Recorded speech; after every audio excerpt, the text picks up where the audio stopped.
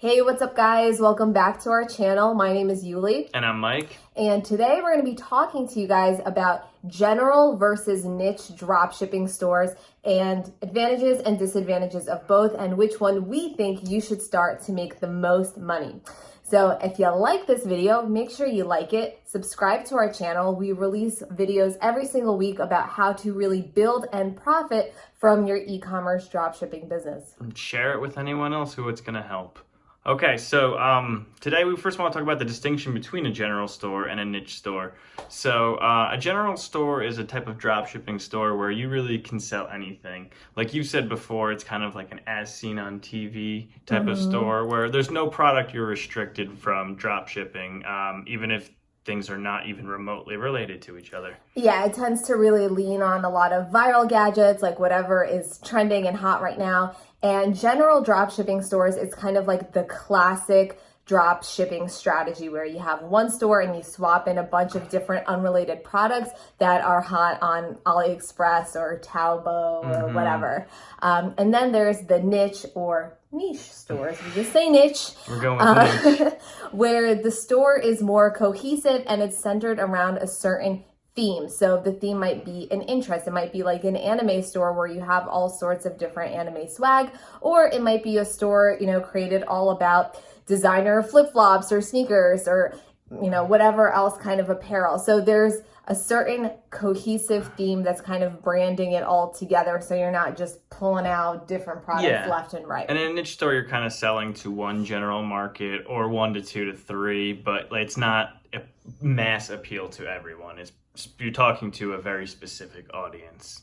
Yes. And what we have found, like when we learned about dropshipping, we weren't really sure whether or not we were going to do the general dropshipping model or the niche one, especially because there haven't been that many people who do niche. And we decided to do it. And what we found is really going to blow your mind, like in terms of all these hidden advantages of running a niche store and getting out of the rat race that is a general dropshipping store. So we definitely want to talk about that. The niche gets a very bad rap, I feel like. It seems people only want to find hot winners and do general stores and explode right away with just viral products and changing them every week and testing 2 to 5 products a day, things like that. Constantly doing product research, tons of different apps.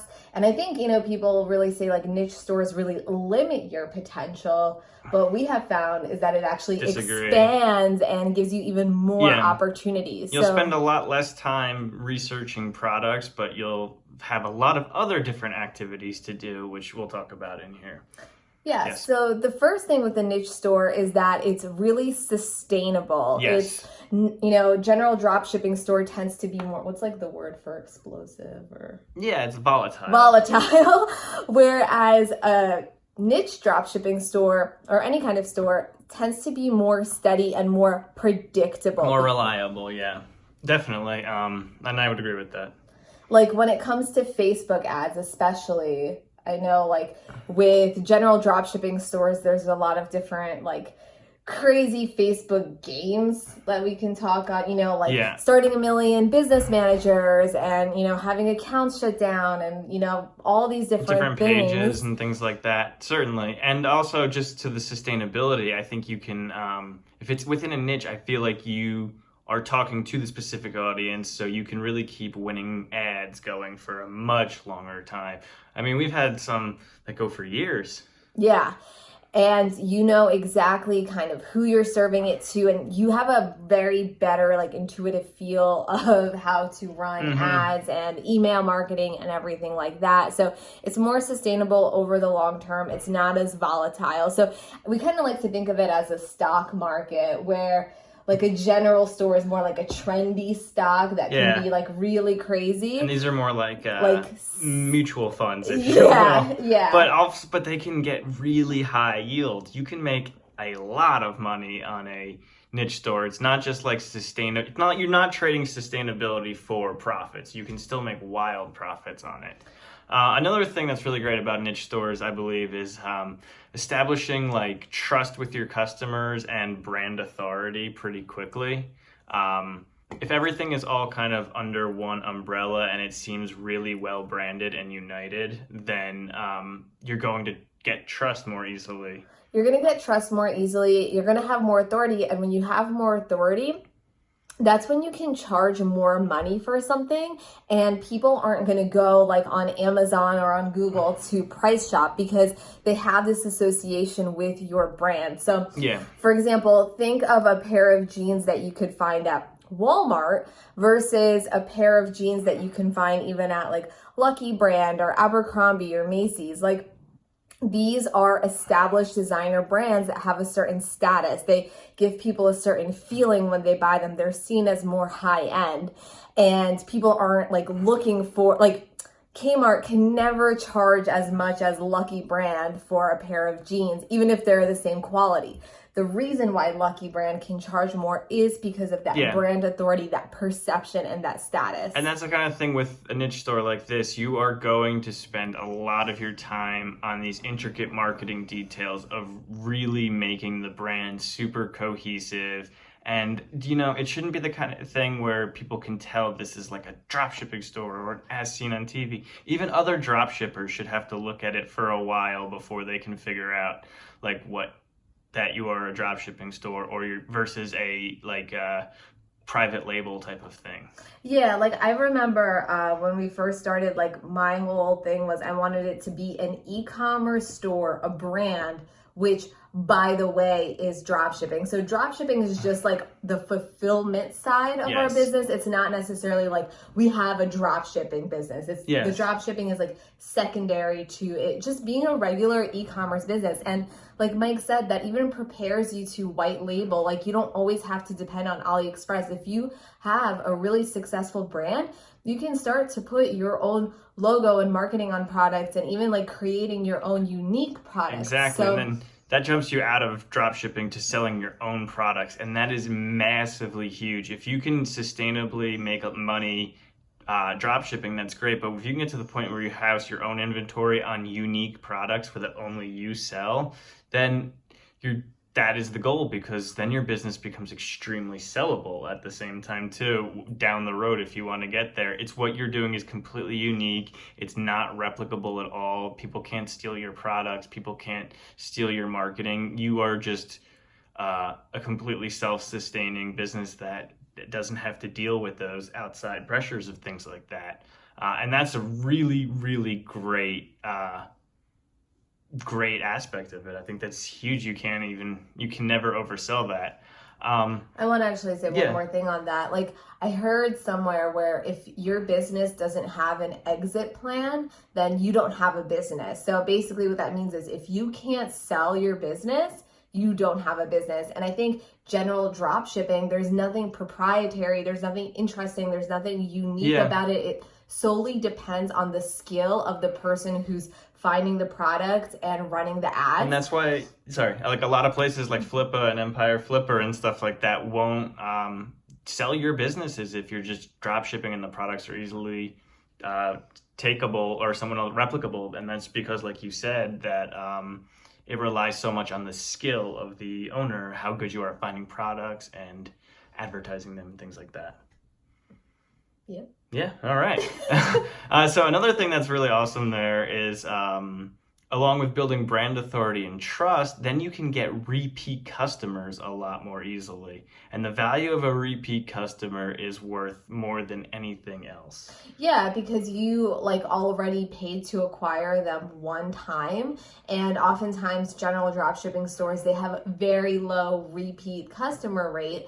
But if you've already paid to acquire that customer, wouldn't it make more sense to do everything in your power to have them buy again and again and again, since now this is like your hottest pool of potential buyers?